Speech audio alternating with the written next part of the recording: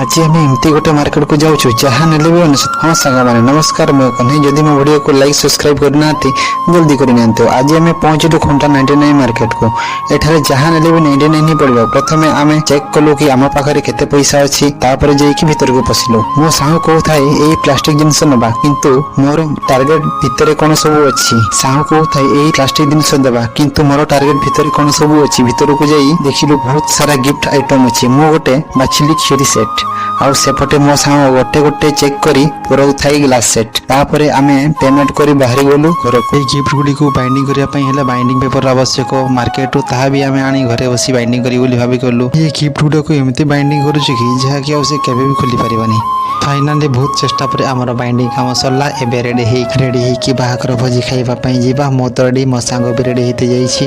जदि video T भल लागु थाई तबे गोटे सब्सक्राइब करंतु देखा नेक्स्ट वीडियो रे।